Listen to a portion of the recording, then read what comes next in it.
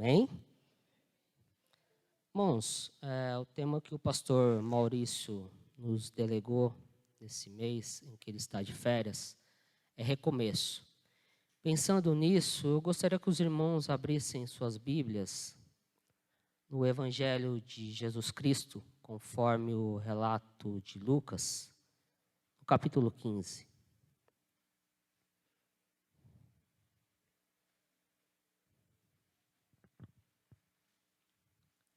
Nós vamos ler os 2 primeiros versículos e depois pularemos para o versículo 11.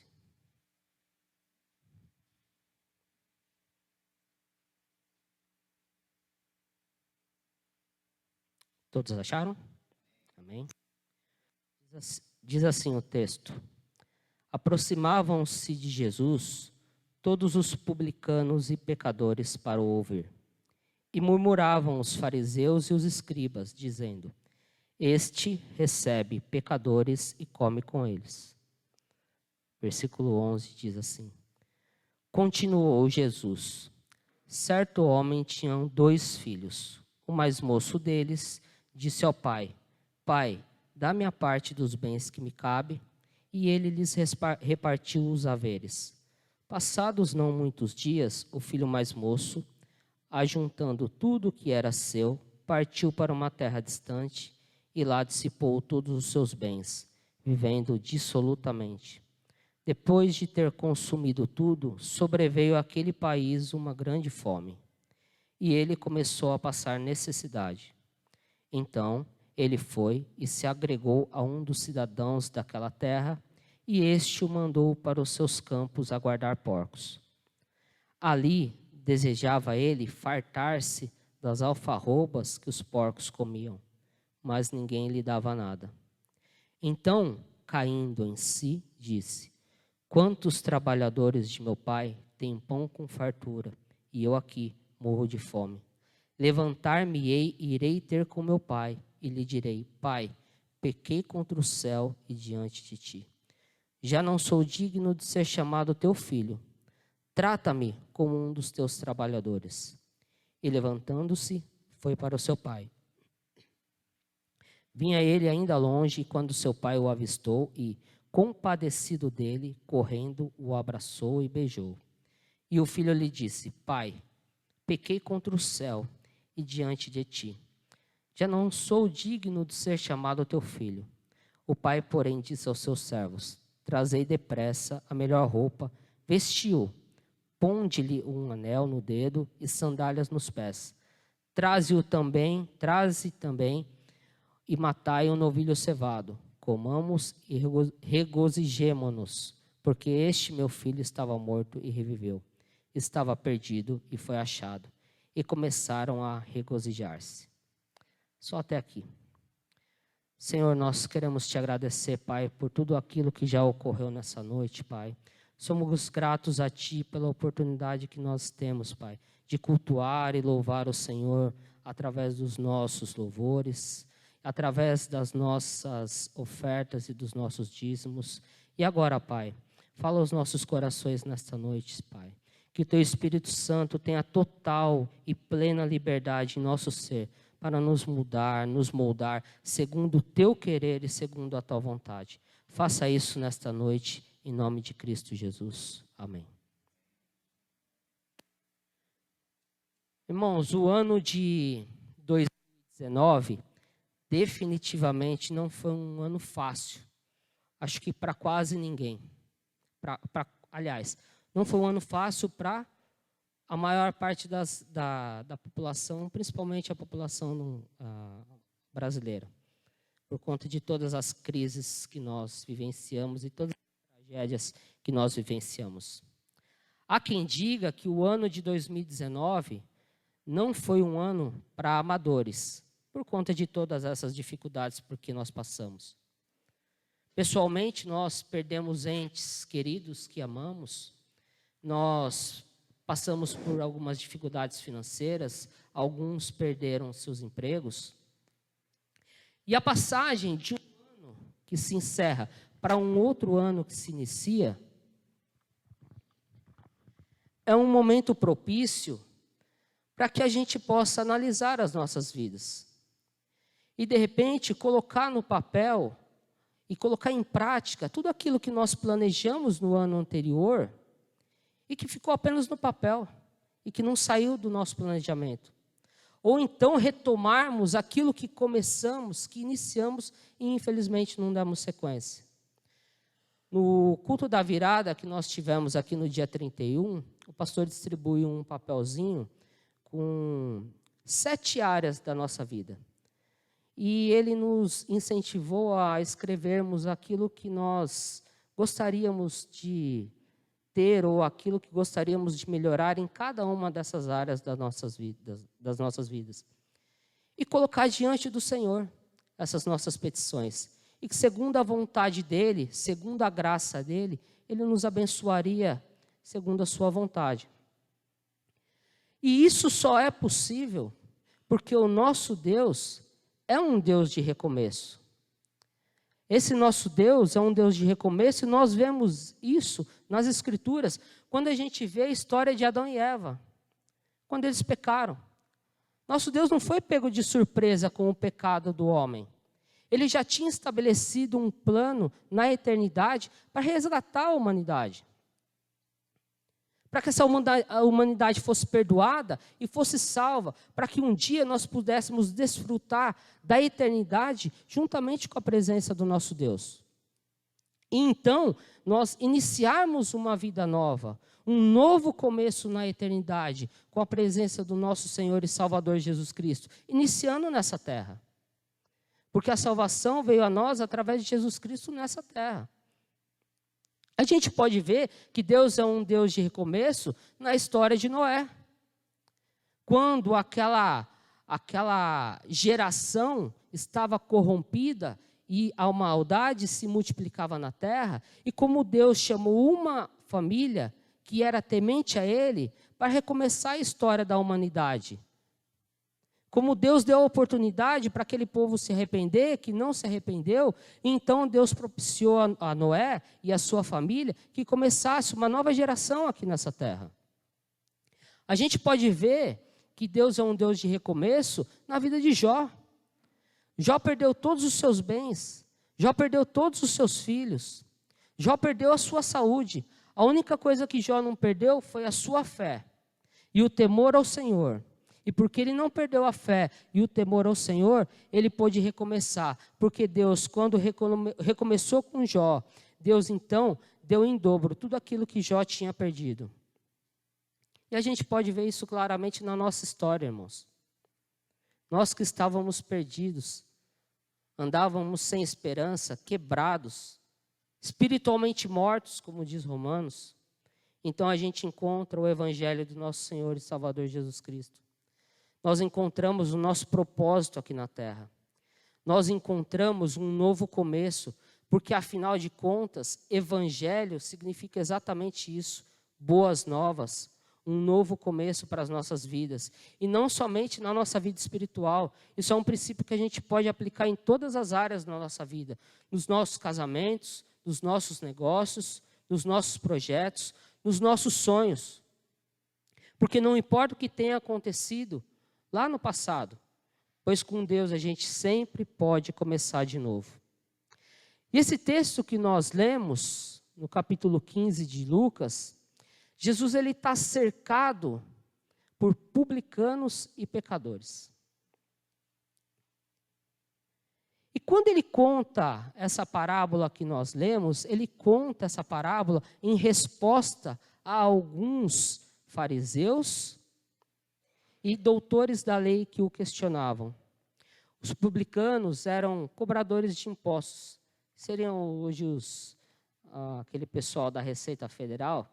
Quando a gente não declara imposto, chega a cartinha lá para que você vá lá na Receita acertar, porque você caiu na malha fina. Os publicanos eram exatamente esse povo. Eram judeus que estavam a serviço do Império Romano e que faziam cobranças dos seus próprios irmãos. E alguns deles extorquiam mesmo. Alguns deles roubavam os seus próprios compatriotas. A gente pode ver isso na história de Zaqueu, na descrição da história de Zaqueu, quando ele diz para Jesus que aquilo que ele defraudou, ele daria ou devolveria aqueles a quem ele tinha defraudado 4 vezes mais. Já os pecadores eram pessoas moralmente marginalizadas e de má reputação naquela sociedade. Essas pessoas, elas não possuíam um padrão de vida aprovada e compatível com aquilo que os religiosos da época definiram. E por isso elas eram excluídas por eles. Aos judeus era recomendável que quanto menos chegasse perto, quanto menos tivesse em contato com os publicanos e com os pecadores, era melhor. Só que, no entanto, irmãos, Jesus fazia as coisas exatamente diferente do padrão dos religiosos da época.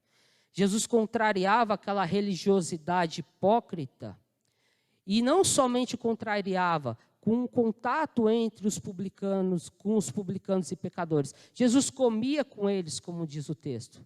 E não somente comia com eles, Jesus ia atrás deles. Foi assim com um publicano, Mateus, cobrador de impostos, que Jesus foi atrás e o arregimentou para ser um dos 12 apóstolos, compor o grupo apostólico de Jesus. Foi assim com aquela mulher que foi pega em flagrante de adultério, em que ela pôde ter uma nova oportunidade, porque Jesus entrou na vida dela. Esse tipo de comportamento de Jesus escandalizavam e deixavam indignados os fariseus e os religiosos, que frequentemente questionavam então a Jesus ao seu comportamento diante deles. E esse capítulo 15 de Lucas é exatamente uma dessas ocasiões. E para responder a esses questionamentos dos hipócritas religiosos, Jesus então vai contar 3 parábolas. A primeira parábola que Jesus conta é a parábola da ovelha perdida. A segunda parábola é a parábola da dracma perdida. E a terceira parábola é a parábola do filho pródigo, que nós lemos nessa noite. A gente sabe que a Bíblia, originalmente ela não possuía nem capítulos, nem versículos e muito menos título. Isso foi acrescentado séculos depois para que pudesse nos auxiliar na procura dos nossos textos. Por que o título não é inspirado, irmãos? Eu gosto de pensar em uma nova definição para essas parábolas.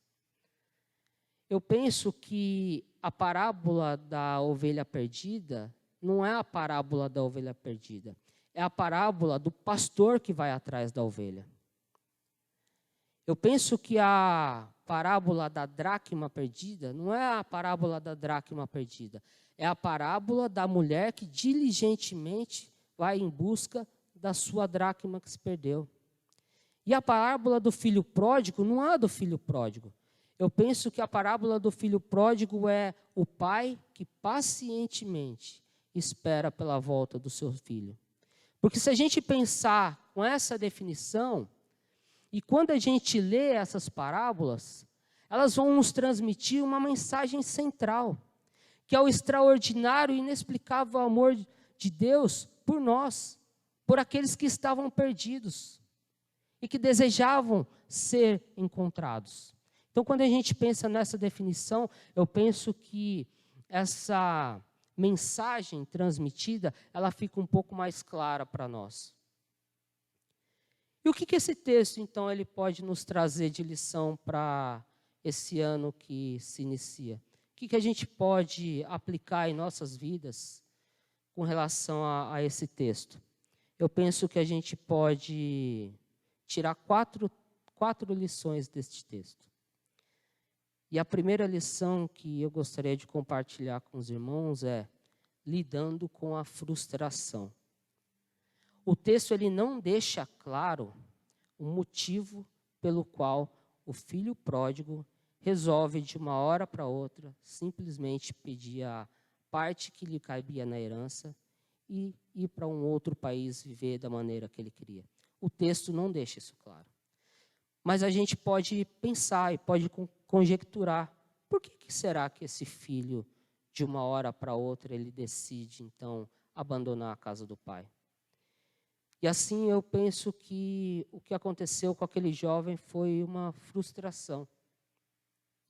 Porque a ideia de ele sair da casa do pai e viver da maneira que ele gostaria de viver, ela não surge de uma hora para outra. Tiago, quando ele vai descrever como que o pecado surge na nossa vida, ele vai dizer que a cobiça, ela enreda o homem e ela começa a ser gestada no coração do homem e que depois que ela está gestada, ela então dá a luz e dá a luz ao pecado. Então essa atitude do filho pródigo, talvez não foi uma coisa que aconteceu de uma hora para outra. Essa vontade que ele tinha de viver da maneira com que ele viveu nesse país distante, ela estava ali sendo gestada por ele. Era uma cobiça. E talvez porque o pai não permitisse que ele vivesse dessa maneira, na presença e na casa do pai, ele então se frustra com o pai. E decide, eu quero ir embora. E quantos irmãos que a gente conhece, pessoas que nós falávamos que Deus tinha uma obra grande para fazer na vida desse irmão e que hoje estão desigrejados. E que hoje, por uma frustração com o corpo de Cristo, ou por uma frustração com algum irmão, ele simplesmente abandonou a casa do pai e não quer mais saber do pai.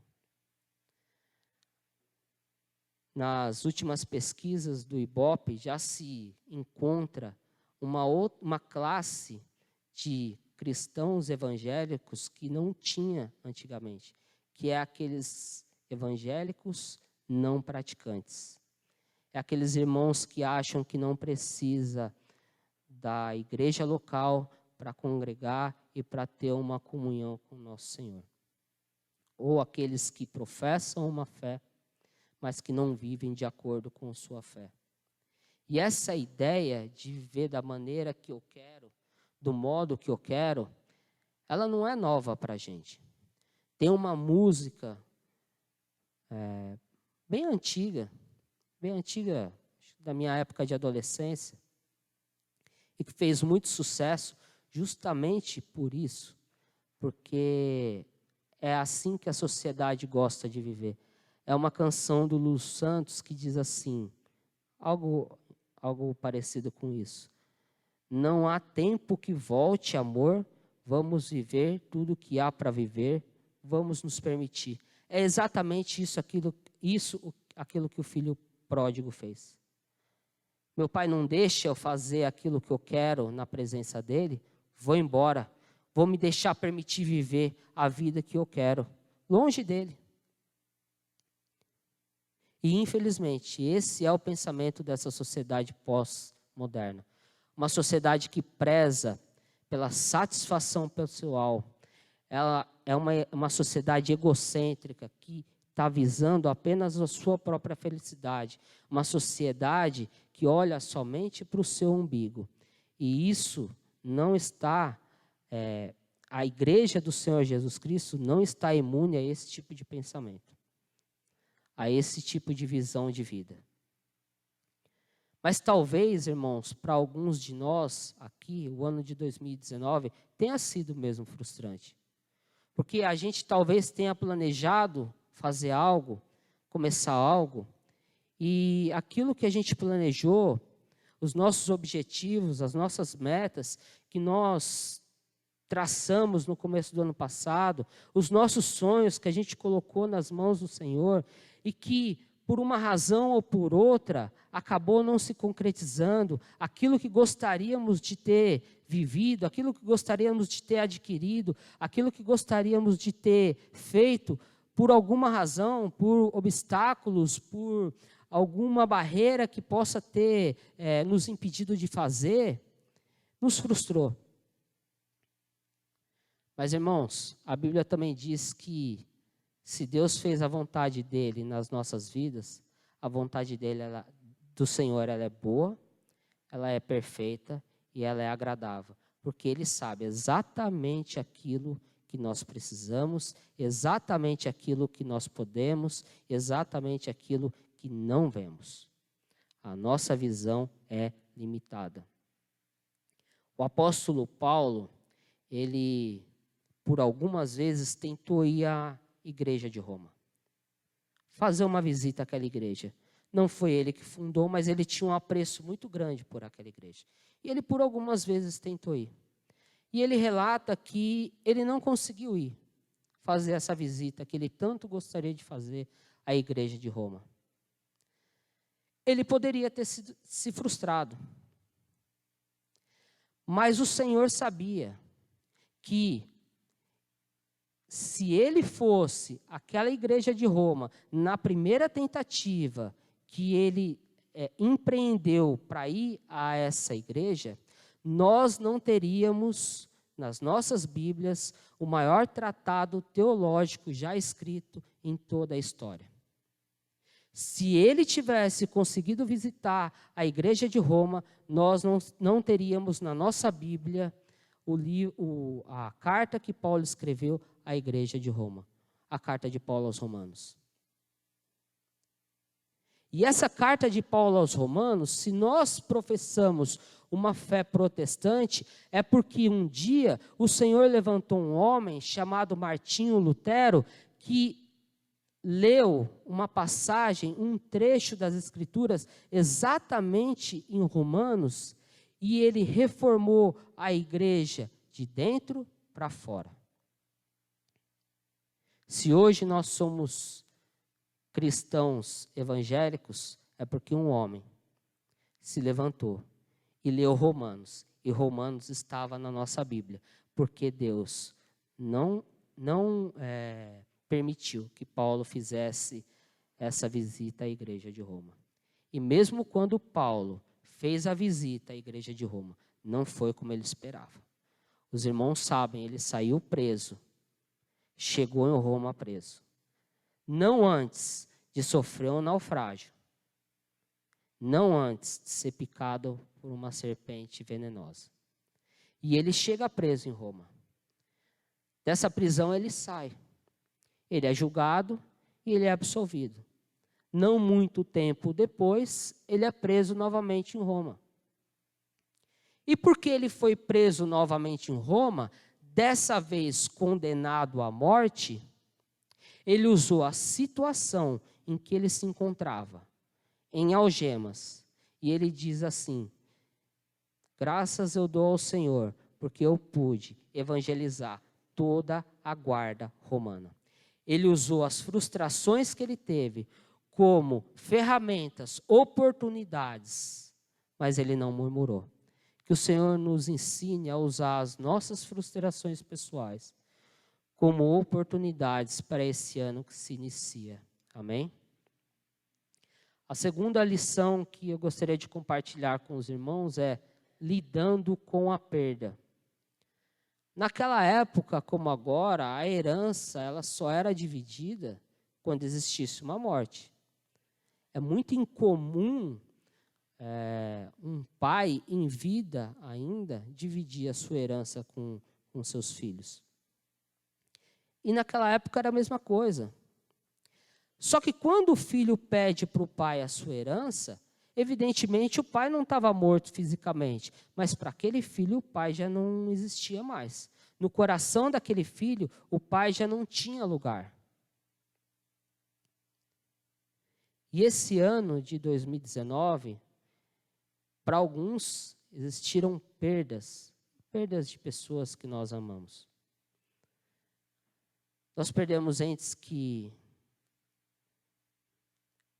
nos fazia muito bem, né? Pessoas que amávamos e que nos deixaram apenas com as nossas boas lembranças que vivemos com eles. Para outros irmãos, a perda ela pode ter sido financeira. Um desemprego que levou a uma dificuldade em sustento no lar. Para outros irmãos, o ano de 2019, a perda pode ter sido na sua saúde. Uma enfermidade, uma operação, uma cirurgia que precisou ser feita às pressas. Para outros, a enfermidade ainda prossegue e precisam se submeter a tratamentos médicos que muitas vezes geram incômodos, dores e até mesmo tristeza. Eu perdi o meu pai no ano de 2019, na metade do ano de 2019.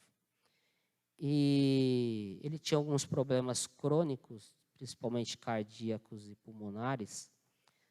E na última internação dele, a gente achava que era mais uma dentre todas as internações que ele já tinha tido durante o ano inteiro. E desde que eu me converti, irmãos, eu acho que o que aconteceu comigo acontece com todos. Aqueles nossos irmãos, aqueles nossos parentes que não são convertidos, que ainda não conhecem a Cristo, quando a gente se converte, a primeira coisa que nós queremos é que eles se convertam também. É que eles alcancem e que eles compreendam aquilo que um dia o Senhor nos mostrou. A salvação, a vida eterna. E desde que eu me converti, a gente orava pelo meu pai. Orava pela cura das enfermidades dele, mas orava também pela salvação da alma. E até que no dia 19 de julho, era uma sexta-feira, o pastor Maurício foi até o hospital. Eu estava lá no hospital, o pastor Maurício foi lá fazer uma visita para o meu pai. Ele subiu com uma prima minha, eu fiquei lá embaixo. E nesse dia ele fez o apelo para o meu pai. Se ele gostaria de aceitar Jesus como Senhor e Salvador. E ele disse que sim. Ele disse que sim, a gente se alegrou e quando a Suene subiu, ela perguntou, e aí Zé, você aceitou Jesus? Ele falou, eu aceitei, eu fiz uma oração com fé. E aquilo trouxe uma grande alegria para as nossas vidas. Mas uma grande alegria, porque a despeito da saúde dele debilitada, o que ele tinha de mais precioso, que era a salvação, ele tinha achado. Cristo tinha achado ele. Cristo tinha entrado em seu coração. E eu dormi, irmãos, com ele, da sexta para o sábado. Quando nós acordamos no sábado, ele já não falava mais coisa com coisa. Ele estava extremamente confuso. No domingo de manhã, quando eu fui visitá-lo, ele estava mais confuso ainda. Já não se lembrava de mais ninguém. À tarde, ele teve um AVC. E ele já não acordou mais. Só que um pouco antes dele ter um AVC, aqueles aplicativos da Bíblia que nós temos no celular, ele veio uma notificação. Ele veio uma notificação com o Salmo 46. E quando eu abri o Salmo 46, aquilo foi um bálsamo na minha vida. Aquilo foi algo renovador. Depois os irmãos leiam com calma o Salmo 46, que é maravilhoso. E aí, aquilo foi um bálsamo, foi um renovo, porque a gente ainda tinha esperança que ele saísse do hospital. Mas então veio o AVC, no domingo à tarde. E de domingo para segunda, ele faleceu. O que eu aprendi nesses 3 dias a despeito da perda, o Senhor está no controle de absolutamente tudo. 6 anos orando para ele, para que ele aceitasse Jesus. No último dia em que ele esteve consciente, foi que o Senhor tocou o coração dele para que ele pudesse aceitá-lo. Então, irmãos, a despeito das perdas que nós tivemos nesse ano de 2019, a despeito daquilo que temos vivido na nossa saúde, a despeito daquilo que temos vivido na nossa situação financeira, o Senhor está no controle de todas as coisas. Ele não nos deixou faltar absolutamente nada o ano passado, não vai nos deixar faltar absolutamente nada nesse ano. E se você, porventura, esteja sofrendo de alguma enfermidade, que essa palavra ela seja um bálsamo, que o Salmo 46 seja um renovo na sua vida, assim como foi na minha, naquela tarde de domingo. Amém?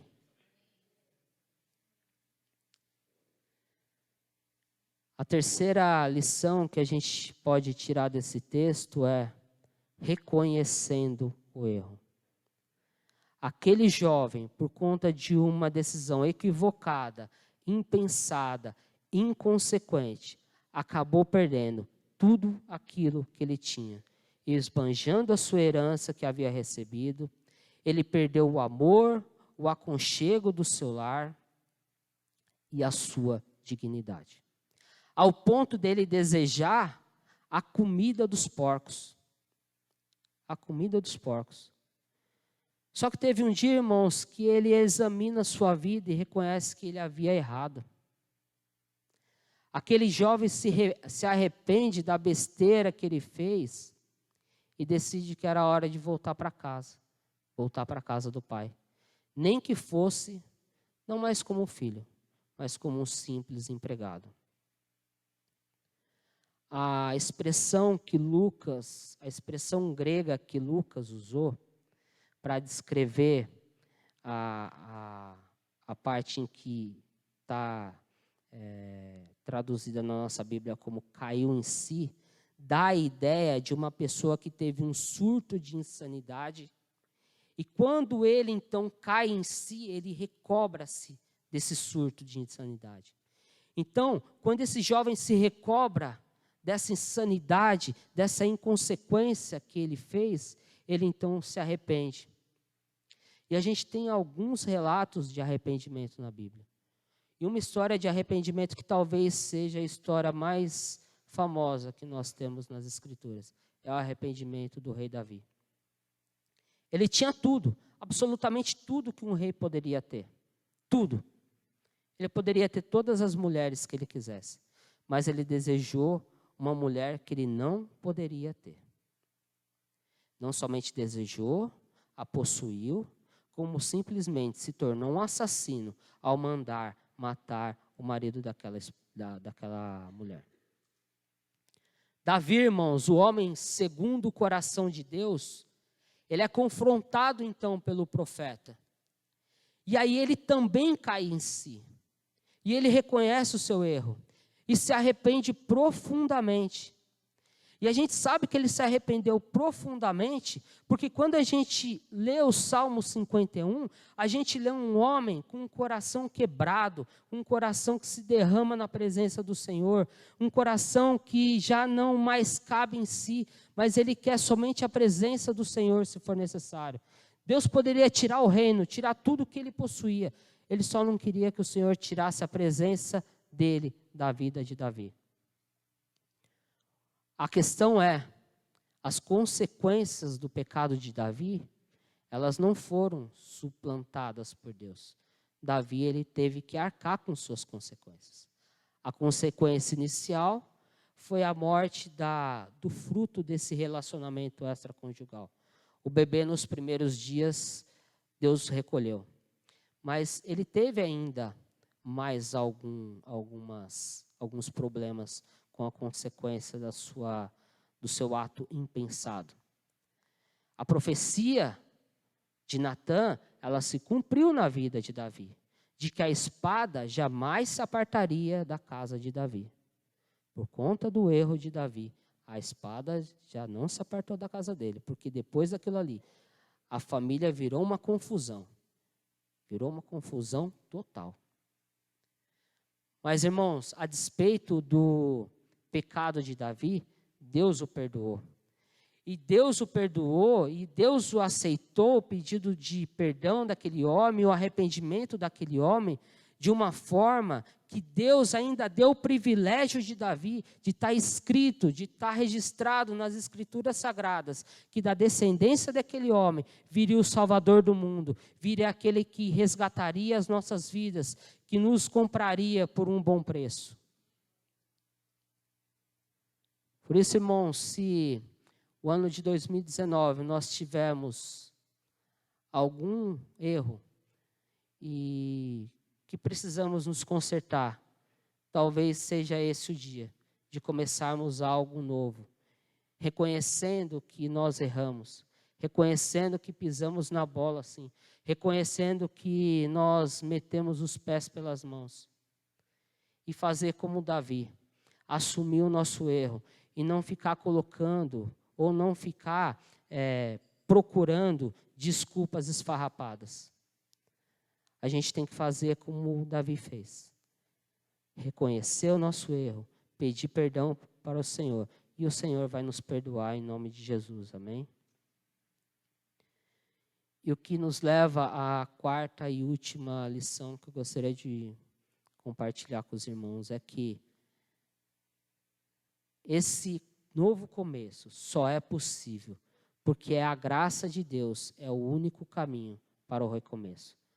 Porque aquele jovem arrogante, cheio de si, que reivindica a herança para o pai, sendo que ele não tinha direito, e quando ele se arrepende, ele dá então agora lugar a um jovem quebrantado, que consegue enxergar a sua miséria.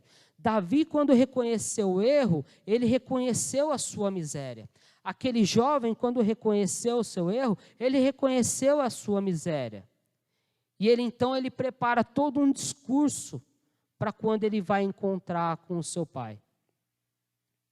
Porque eu penso que quando ele saiu da casa do pai, ele já não achava que retornaria mais para a casa do pai. Então ele prepara esse discurso. Mas se ele achava que ele não voltaria mais para a casa do pai, o pai não tinha certeza disso. Aliás, o pai tinha certeza de que um dia o filho voltaria. Ele tinha a certeza de que o filho voltaria. E quando aquele jovem, ele está no caminho da volta da casa do seu pai, e o seu pai ao longe o avista, o texto diz que o pai se compadece, e ele fica profundamente compadecido, e o pai corre em direção ao seu filho. O pai o abraça e o beija, sem se importar com a condição que aquele filho estava. Talvez fedendo, porque cuidar de porcos não é um serviço fácil. Quem já visitou um sítio onde tinha um lugar onde cuidava de porcos, sabe o mau cheiro que fica impregnado ali. Provavelmente aquele filho estava sujo, suas vestes maltrapilhas. Aquele filho era a personificação da miséria. Mas o pai não olhou a miséria. O pai olhou o arrependimento e o acolheu, antes mesmo que o filho dissesse uma única palavra daquele discurso que ele havia preparado. Mas a reação do pai, ela poderia ser diferente. Afinal de contas, ele foi injustiçado. Aquele filho pediu a herança com o pai vivo. E quantas vezes, irmãos, por muito menos,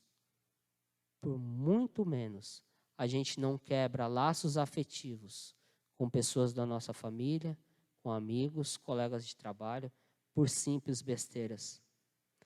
Quantos natais foram arruinados porque as famílias foram separadas por uma fofoca ou por conta de uma divergência política? Recentemente eu vi uma entrevista de 3 filósofos brasileiros, Pondé, Karnal e o Cortella, aquele programa da Cultura Roda Viva. Eles estavam sendo entrevistados porque eles acabaram editando um livro conjuntamente. E entre as pessoas que estavam entrevistando, tinha uma moça.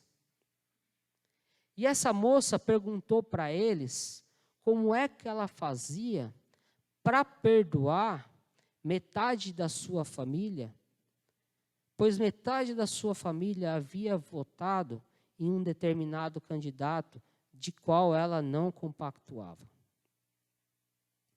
Mas não ficou por aí. Dentre os da família, ela expôs o pai.